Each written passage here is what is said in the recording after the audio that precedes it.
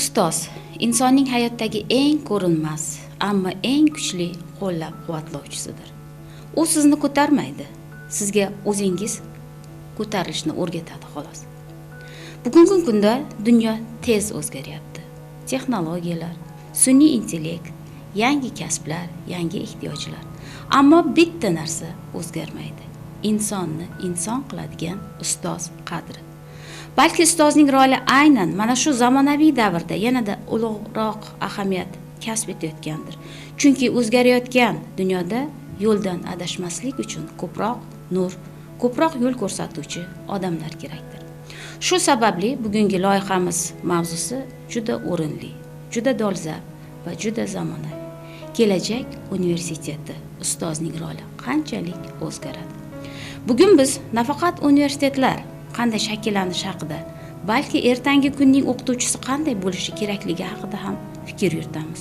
Va aynan mana shu mavzu bo'yicha suhbatlashish uchun bugun biz o'z bilimi, yaratuvchan fikri va ta'limga bo'lgan yuksak e'tibori bilan ko'plab yoshlar uchun ilhom manbai bo'lib kelayotgan inson Shohrux Jo'raqulovni taklif qilganmiz.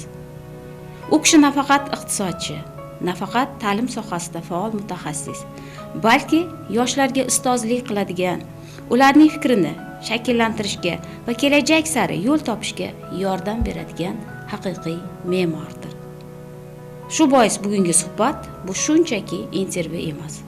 Bu kelajak haqida o'ylash, ta'limning ertangi yo'nalishini belgilash, eng asosiysi ustoz degan ulug' maqomning yangi qirralarini ochish bo'ladi. Marhamat. Assalomu alaykum domla. Avvalambor biz sizni Oriental universitetida Ma'rifat sadosi loyihamizda ko'rib turganimizdan benihoya xursandmiz. Bizga sizga beradigan birinchi savolimiz quyidagidan iborat. Kelajak universiteti deganda birinchi navbatda nimani tasavvur qilasiz? Assalomu alaykum. Avvalo shu ko'pchilik o'qigan biladigan Robert Kiyosakini Boyotda kambag'alota kitobida bir yaxshi fikri borda. Agar deydi ta'lim insonlar hayotini o'zgartira olsagina foydalidir deydi. Ya'ni u qachonki birovning taqdirini o'zgartira olsa, birovga qandaydir imkoniyat, yo qobiliyat, bilim, qandaydir kuch, energiya bera olsa, demak o'sha ta'lim behuda ketmabdi. Demak, mana shundan kelib chiqib universitetlarni kelajakdagi transformatsiyasi, jamiyatdagi o'rni, o'zgarishi, rivojlanishi ham xuddi shu mantiqdan kelib chiqadi, meni fikrimcha. Ya'ni masalan men bir necha yillar oldin bir intervyuni ko'rganimda ijtimoiy tarmoqlarda dunyoning eng top oliygohlarini prezidentlari, rektorlari bir intervyular berganda, siz kelajakda universitetingizni qanday ko'rasiz degan savol, dolzarb savolni qo'ygan. Haqiqatda ular mana bugun odamlarni qiziqishlari, ehtiyojlari, tutumi, turmushi, kelajakka boqishi, rejalaridan kelib chiqib ancha fikrlarni o'rtaga tashlashdi. Ya'ni bu yerda birinchi galda qiziq bir fikr o'rtaga tashlandi. Qanchalik bu amalga oshadi va qanday ko'rinishda bo'ladi menda tasavvur yo'q. Lekin bir oliygohning rahbari biz mutaxassis tayyorlashni to'xtatamiz. Ya'ni biz kelajakda shunday talaba tayyorlaymizki, u har qanday masalan o'zgarishga, har qanday transformatsiyaga tayyor bo'ladigan kadr tayyorlaymiz. Ya'ni masalan fizik, iqtisodchi yoki filolog yoki tarixchi degan mutaxassislik berishni to'xtatamiz. Ya'ni u shunday bo'ladiki, shunday bilimlar biz unga beramiz, shunday qobiliyatlarni shakllantiramizki, uni olgan mutaxassisligi 5 yildan keyin, 10 yildan keyin, 15 yildan keyin bozorda unga ehtiyoji bo'lmay qolib, bir tushkunlikka tushib qolgan taqdirda ham u shu vaziyatdan chiqib keta oladigan, ya'ni biz yashovchan mutaxassis tayyorlaymiz degan fikrni o'rtaga tashlagan. Juda axborot oqimini tezlashuvi juda ko'p munosabatlarni, ko'p vaziyatlarni, voqeliklarni tezlashtirib yubordi. Masalan aytaylik, mana ayniqsa mana sun'iy intellektni bizni hayotimizga shiddat bilan kirib kelishi ham ayrim kasblarga bo'lgan ehtiyojni u yoki bu tomonga o'zgartirib beryapti.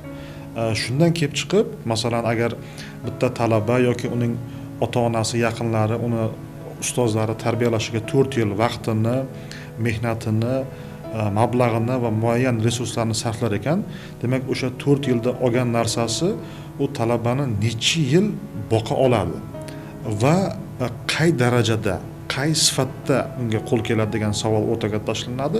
Shundan kelib chiqib, masalan aytaylik, bu 15 yil qo'l keladimi, 20 yil qo'l keladimi, balkim kamroqdir, balkim ko'proqdir.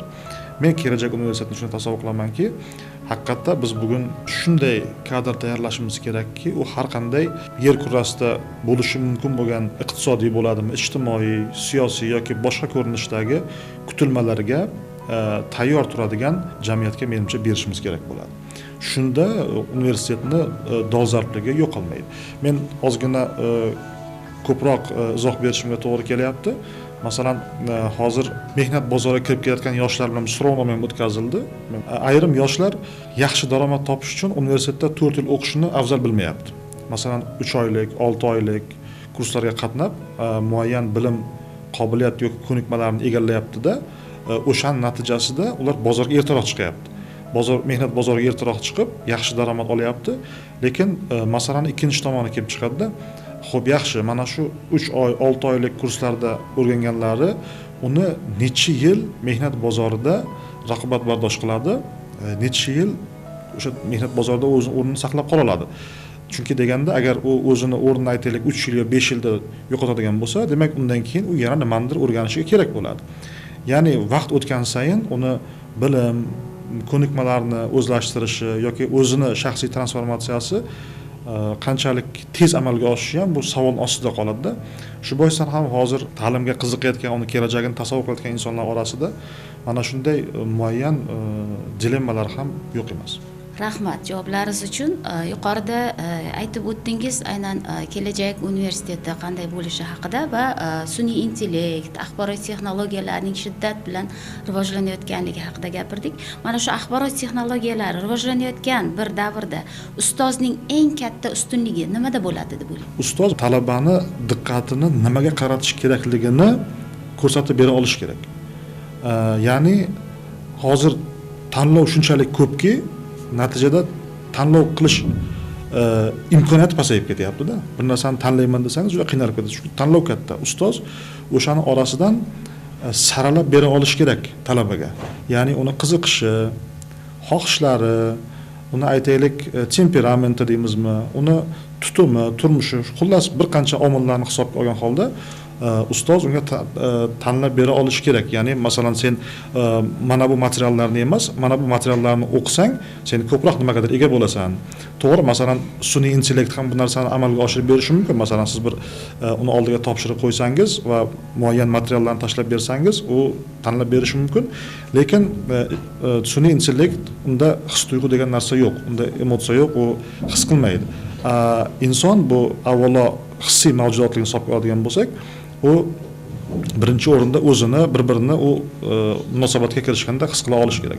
Shu boisdan ham meni fikrimcha axborot texnologiyalari qanchalik rivojlanmasin, baribir ustozning o'rni mana shu o'rinda yo'qolmaydi. Bugungi kunda mana shu ustoz shogird munosabatlari haqida ko'p gaplashganimizda, ko'pchilik ustozlar bir fikr bildiryaptiki, bugungi kunda talabalar darsga nisbatan, o'qishga nisbatan motivatsiyasini yo'qotganligi haqida. Mana shu talabalar motivatsiyasini yo'qotayotganning asosiy sababi nimada deb o'ylaysiz? Talabani o'qishga motivatsiyasi pasayapti degan fikrga bir sal ozgina boshqacharoq yondashaman. Men yaqinda bir uchrashuvda bo'ldim va o'sha uchrashuvda o'zimning sohasining ekspertlari bilan talabalar uchrashuvi bo'ldi. Mana savol-javoblar boshlangandan keyin shu narsaga guvohi bo'ldik. Haqiqatda talabalarni berayotgan savollari anchayin zalvorli, anchayin murakkab. Masalan, orada shunday savollar ham masalan talabalardan berildiki ekspertlarga, men ishtirokchi sifatida eshitib, o'sha savol meni ancha o'ylantirdi. Masalan, men qanday javob bergan bo'lardim va uni qanday aniqlagan bo'lardim? Demak, o'sha talabani savoli ancha nima deydi? Zalvorli. Demak, talaba o'qiyapti, talaba ilm olyapti. Bizlar o'qigan davrga nisbatan mana hozirgi davrda talabani daromad olish imkoniyatlari ko'paygan. Ya'ni masalan, bizlar o'qigan davrimizda talaba uchun ish ko'p emas edi. Cheklanganroq edi, kamroq edi, daromadi ham pastroq edi. Lekin hozir talaba masalan har xil ishlarda ishlashi mumkin. Aytaylik, mana bu logistik firmalarda tuni bilan ishlab chiqadigan talabalar bor, ingliz tilini yaxshi o'rganib, yaxshi daromad topishadi, keyin kunduzi uyquga to'ymay o'tirishadi. Yoki bo'lmasam kuryerlik bilan shug'ullanayotganlar bor, yoki bo'lmasa mana bu IT sohasini chuqur o'rganib shundan yaxshi daromad qilayotgan talabalar bor. Bular hammasi talabani oldida tanlovni paydo qiladida. Ya'ni u men o'qishim kerakmi, diplomgacha yetib olishim kerakmi yoki bo'lmasa men hozirdan ham ishlab shu pulimni topib ketishim mumkin, kunini ko'rishim mumkin. Ya'ni talaba hali bitirmasdan o'zini mehnat bozorida ko'ra olyapti. Demak, bu ham o'ziga xos bir imkoniyat. Endi yana bir tomondan bu motivatsiya masalasiga to'xtalamiz. Motivatsiyani pasayishiga boya aytganimizdek, talabani diqqatini jamlash ham ancha murakkablik tug'diryapti. Agar biz mana maktab, men farzandlarim maktabga borishadi, maktab o'qituvchilari bilan gaplashadigan bo'lsak, asosiy ularni norozi bo'ladigan jihatlari bu bugun talabalar, o'quvchilarning maktablarda smartfondan foydalanish. Ya'ni smartfon o'sha darsda o'qituvchidan olinayotgan bilimni chalg'itadi. Ya'ni u asosiy diqqati darsda emas, maktabda emas, balkim smartfonda bo'lib qoladi. Yoki bo'lmasam, masalan, bir xususiy maktablarning reklamalariga hozir e'tibor qaratadigan bo'lsak, ular maktabga kiraverishda o'quvchidan smartfonni olib qo'yishligini reklamada alohida urg'u berib ko'rsatishyapti. Demak, bu allaqachon dolzarb odamni diqqat e'tiborini tortadigan masalaga aylanib bo'lgan va xuddi shu masala bugun oliy ta'limning oldida ham turibdi. Aytaylik, masalan, buni ikkita tomoni bor. Birinchi tomoni u talabani chalg'itishi ham mumkin har xil bunday ko'ngilochar dasturlarga, lekin ikkinchi tomoni darsda o'qituvchi dars berish jarayonida agar talabada savol paydo bo'lsa yo chuqurroq bilmoqchi bo'lsa, o'sha smartfondagi muayyan media mahsulotlar, sun'iy intellekt vositalari yoki boshqa qidiruv tizimlaridan foydalanib, boyagi domlaga ko'proq savol berishi mumkin.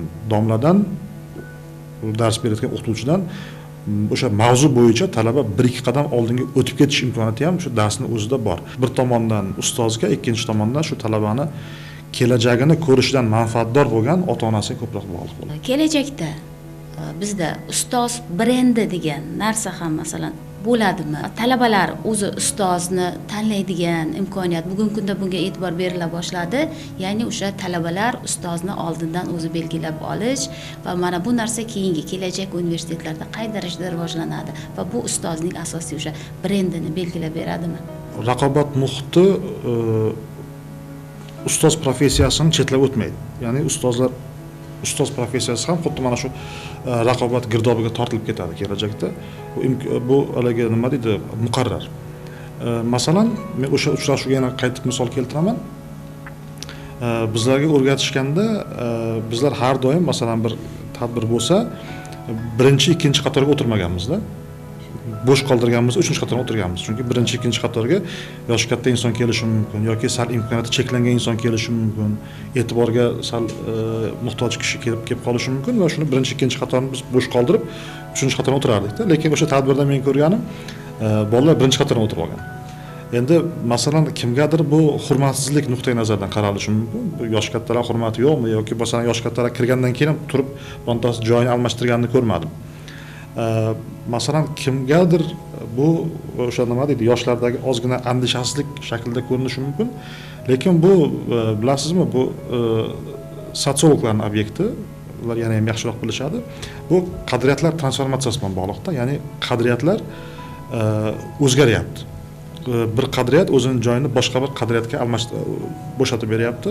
O'sha qiymatlar o'zgaryapti. Endi men bunga sal boshqa tomondan qaradim. Demak, kelgan talaba o'sha yerda oldinga o'tiribdimi? Demak, bu avvalo intilishdan, o'zini xohishini, o'zini istagini ustuvor qo'yayotganligidan. Ya'ni bu yerda u andishani yig'ishtirib qo'yapti-da, nima uchun kelganligini aniq bilyapti, nima xohlashini aniq bilyapti va nima o'sha yerdan natija bilan ketishini ham u tasavvur qilib qo'ygan, ya'ni aniq maqsad bor. Demak, buni mana shu tomondan xursand bo'lsa bo'ladi. Demak, talaba u sal dag'al, qo'pol qilib aytganimizda landovr emas. Nima xohlashini biladi va to'g'ri o'tiribdi. Demak, u biz garchi qadriyatni o'zgartirib berayotgan bo'lsa ham, lekin undan nimadir boshqa yangi qadriyatni kutishimiz mumkin u yoshlardan. Xorijlik professor intervyusini ko'rdim, ijtimoiy tarmoqda juda qiziq fikrni aytganda, men deydi 20 yildan beri dars beraman deydi. Har yili menga 18 yoshar, 17-18 yoshar talaba o'g'il qizlar keladi menga. Men deydi shularning orasida 20 yildan buyon o'zimni 18 yoshar his qilyapman deydi. Chunki men ular bilan yashayapman deyapti. Ya'ni ulardan o'sha ularni o'ziga xos fikrlaridan, yangicha dunyoqarashidan, yangicha o'lchamlardan bahramand bo'lyapman va men o'sha avloddan qolib ketmaslikka harakat qilyapman. Endi qolib ketmaslikka harakat qilayotganim ham bekorga emas. Bu avvalo pedagogik qiziquvchanlik birinchidan, ikkinchidan o'sha pedagogni ongini, tafakkurini, ishlash jarayoni, hokazo munosabatlarni navqironligini saqlab qoladi. Navqironligini. Birinchidan, ikkinchidan o'sha mana biz aytganimizdek ustoz brendi deganda o'shani brendini olib qoladi. Masalan, kimdir talabani yoshiga, uni aytaylik tafakkuriga, uni tarbiyasiga e'tibor qaratmasdan shunchaki kirib dars berib chiqib ketishi mumkin. Ya'ni o'sha narsa uchun oylik oladi-da. Unga boshqa narsa aytaylik talabani dardini eshitish, uni yonida o'tirib boshqa unaqa aytaylik ijtimoiy ruhiy masalalar bilan shug'ullanish oylik to'lanmasligi mumkin. Ya'ni u faqat dars uchun, soat uchun oylik oladi, lekin kimdir ozgina shu narsaga ijodiy yondoshib, sal nima deydi, oddiroq qilib aytganda mehr berib uni tinglashi mumkinki, mana shu orqali u ustoz brendini yaratishi, saqlab qolish mumkin. Ya'ni o'sha 99 yoshida ham u navqironligini yo'qotmaganligi, u shu yoshlar bilan, shu trendlar bilan, o'sha ketayotgan tendensiya bilan hamnafas, hamzamon bo'lib yashayotganini bildiradi. Mana shu o'rinda yana bir savol tug'ilyaptiki, mana bu bugungi kunda yoshlarimizning har tomonlama rivojlanayotganligini, aqliy salohiyati oshib borayotgan tomonlarini ham ko'ryapmiz. Lekin aynan o'sha ma'lum bir qismga tegishli bo'lgan o'sha aqliy salohiyati yuqori bo'lgan yoshlar o'rtasida aql migratsiyasi degan tushuncha ham paydo bo'la boshladi va o'sha mana shu yoshlar orasidagi aqliy migratsiyani to'xtatish uchun nima qilish kerak va mana shu aql migratsiyasiga qanday qaraysiz? Endi aql migratsiyasi meni fikrimcha bu tabiiy jarayon. Har qanday tabiiy jarayonga agar to'siq qo'yilmoqchi bo'lsa agar kuch vositasida u albatta ma'lum javob qaytaradi-da, ma'lum reaksiyaga kirishadi. Shu o'rinda menimcha bu aql migratsiyasini uni tabiiy qabul qilish kerak. Eng muhimi aql migratsiyasidan ko'ra aqlni o'zini oshirish haqida ko'proq o'ylash kerak. Ya'ni aqlni mavjudligi o'zi birinchi eng katta masala. Migratsiya ikkinchi masala. Endi bu yerda ham saralanish bo'ladi. Baribir muayyan qismi o'sha nima deydi, migratsiyaga yuz tutadi, o'zini nimasini joylashini o'zgartiradi, lekin muayyan qismi o'zgartirmaydi. Biz o'zgartirmaydigan qismidan ham foydalansak bo'ladi, yomon emas. Lekin buni nisbati ikkalasini orasidagi nisbat kattarib ketmasligi uchun birinchi o'rinda o'sha sharoit yaratib berish kerak-da. Masalan, bir agar men adashmayotgan bo'lsam, Steve Jobsning bir qiziq gapi bor. Biz aqlli odamni ishlatish uchun ishga olmaymiz deydi. Biz aqlli odamni undan fikr, g'oya olish uchun ishga olamiz deydi. Shu boisdan ham biz avvalo o'sha aqlli insonlardan qanday yo'lda foydalanishni, ularga qanday sharoit yaratib berish haqida birinchi ko'proq o'ylasak, aqlli inson o'zi savol qo'yadi. Shu joyda men qolishim kerakmi yoki migratsiya qilishim kerakmi degan savol. Aql migratsiyasi deyilganda biz avvalo o'sha aqlni rivojlanishiga, ko'payishiga ijodiy, erkin, tanlov imkoniyati bo'lgan muhitni yaratib berib, unga ongli ravishda o'sha tanlovni ko'rsatib, uni migratsiya qilish va qilmaslik masalasini o'ziga qo'yib bersak ham, albatta u oqilona qaror qabul qilishiga shubham yo'q. O'zbekiston universitetlari global reytinglarda haqiqatan ham raqobatbardosh bo'la oladimi? Mana shu kelajak universitetlarida. Meni fikrimcha bo'la oladi. Chunki bu narsaga harakat, intilish olib borilyapti. Birinchidan bu davlat siyosati darajasida 2016-2017 yildan boshlab xalqaro hamkorlik sohasiga ancha O'zbekiston dunyoga ochilib, ancha kengayib boshladi. Lekin bilasizmi, o'sha payti xalqaro hamkorlik deganda biz qaysi oliygoh kelsa, uni biz surishtirib o'tirmasdan qo'ldan tutib hamkorlik qilaylik degan masalani qo'yardik. Lekin keyingi yillarda O'zbekiston oliy ta'limida shunday tendensiya kuzatilyaptiki, allaqachon hamkorni tanlab, saralab, surishtirib hamkor bo'ladigan darajaga yetayotgan oliy ta'lim muassasalari bor. Ya'ni u to'g'ri kelganini hamkorlik qilmayapti. Masalan, orasida eng kuchlilari bilan haqiqatda yaxshi manfaatli hamkorlik qilish mumkin bo'lgan o'sha oliygohlarni tanlab saralab, ya'ni ilgari to'g'ri kelgani bo'lsa, hozir to'g'ri kelgani emas. Demak, mana shu tendensiyani o'zi ham o'zbek oliygohlarini xalqaro darajada nima istayotganligini tushunib yetganligidan dalolat beradi-da. Ustoz ilhom beruvchi, ustoz bilim beruvchi, ko'maklashuvchi, aynan o'sha talabaga to'g'ri yo'l ko'rsatuvchi degan fikrlarni aytib o'tdik. Xo'p, lekin nima deb o'ylaysiz? Ustozning o'zi ilhomni qayerdan oladi? Tabibimga davo istab borsam, netay tabibimning o'zi ham bemor deydi-ku. Ba'zida ustozning o'ziga ham ustoz kerak bo'lib qoladi. Bu bejizga emas, ustoz ham osmondan tushmaydi. Ham yillar davomida shakllanadi. U kimlarnidir daldasi, qo'llovi, bergan bilimi, e'tibori, ko'p shu yaxshiliklarni ko'rib shu mavqega yetishadi. Va menimcha buni energiya manbasi deb olaylik. Energiya manbasi qayerdan? Bu avvalo o'sha shogirdlarini yutuqlaridan, o'sha shogirdini undan nimadir istab, undan yo'l yo'riq so'rab kelishidan. Ya'ni kim shunday o'sha atrofida undan maslahat so'raydigan, undan yo'l so'raydigan insonlar bor ekanki, ustoz ham doim nimadir o'rganishga, o'sha nimalar bo'layotganidan bexabar qolib ketmaslikka, yangi bilimlarga egallashga va o'ziga kelib maslahat so'rayotgan, yo'l yo'riq so'rayotgan shogirdlariga eng yaxshi, qimmatli maslahatlarni berishga intiladi. Ya'ni kim o'sha mana bu shogirdlarning intilishi, uni yonida, ustozning yonida doim uni bir ikki og'iz shirin suhbatidan bahramand bo'lishga intilishi yoki uni bir e'tiboridan bahramand bo'lishga intilish ham ustozga yaxshi, hozirgi mana bu trenddagi so'zlardan motivatsiya beradi. Ya'ni ustozda shunday bir energiya hosil qilishga olib keladiki, demak, men kerak ekanman, demak men shunaqa narsa yaratyapti ekanman, demak to'xtamaslik kerak. Ya'ni shu shogirdlarini, yaqinlarini mehri, suhbati, unga intilishi. Yaxshi, rahmat. Juda ham suhbatimiz menimcha o'sha mazmunli, o'sha ustozlar, talabalar, kelajak universitetlari haqida bo'lib o'tdi. Suhbatimiz so'ngida biz sizga qisqagina bilit savollar bermoqchimiz. Bu bilit savollarga siz bir ikkita so'z bilan javob berishingiz mumkin bo'ladi. Savollarimiz aynan yana o'sha ta'lim jarayoniga, ustozlarga oid savollar berishga harakat qilamiz. Birinchi savolimiz: ustozni bir so'z bilan ta'riflang. Ustoz bir so'z bilan ta'riflasam, menimcha u mayoq. Mayoq. U nima, qorong'ulikda, zulmatda uzoqdan sizga nur bo'lib ko'rinadi, o'ziga chorlaydi-da va qaysi tomonga borishni ko'rsatib beradigan mayoq menimcha. Kelajakdagi dars onlayn yoki offlayn? Gibrid. Talabaning eng muhim sifati? Tinglay olish qobiliyati. Ustozda eng muhim sifat nima deb o'ylaysiz? Bag'rikenglik. Yoshlar ko'p qiladigan xato?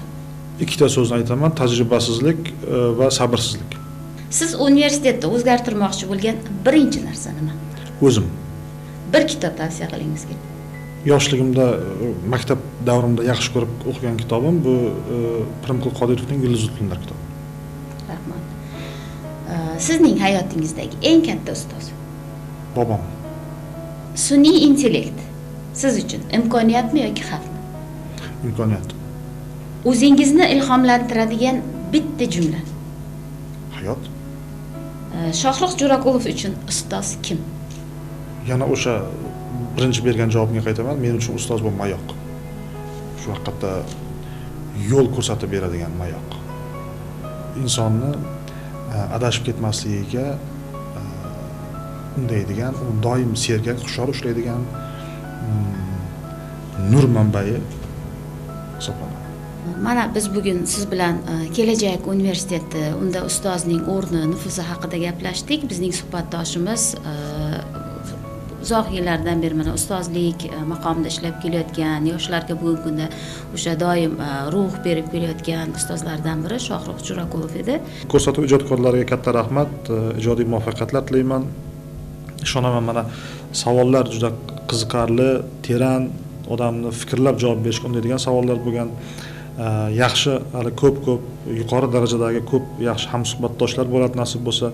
O'ylaymizki, bu nafaqat bugun Oriental universiteti talabalari uchun kerak bo'lsa, boshqa shu viloyatimizdagi, mintaqamizdagi, respublikamizdagi oliy ta'lim bilan mashg'ul bo'lgan talabalar, ustozlar va oliy ta'lim muassasalarini aytaylik, boshqarayotgan insonlar uchun ham bir foydali, yaxshi bir ma'rifiy maydon vazifasini albatta o'taydi. Bu narsa juda ham kerak. Kelajak universiteti yoki bu sun'iy tafakkur yoki ustoz bu allaqachon o'sha mavzular, aniq mavzular bor va shular orasidan ajratib olib, yana ham qiziqarli podkastlar tayyorlash imkoniyati sizlarda mavjud. Buning uchun men o'zimni avvalo minnatdorchiligimni va eng yaxshi, eng ezgu tilaklarimni bildiraman. Rahmat. Katta rahmat domla, o'z vaqtingizni ayamasdan kelib bizning mana bu podkastimizda ishtirok etganligingiz uchun, bevosita o'zingizni qimmatli fikrlaringiz bilan, yoshlarga beriladigan motivatsiyalaringiz bilan, demak, biz sizning o'sha fikrlaringizni inobatga olamiz va keyingi podkastlarimizda yanada ham qiziqarliroq va juda ham bir sermazmun bo'lishini ta'minlashga harakat qilamiz. Bugungi podkastimiz o'z nihoyasiga yetdi va biz keyingi loyihalarimizda yana ko'rishguncha xayrlashib qolamiz. Sog' bo'lasiz, salomat bo'lasiz.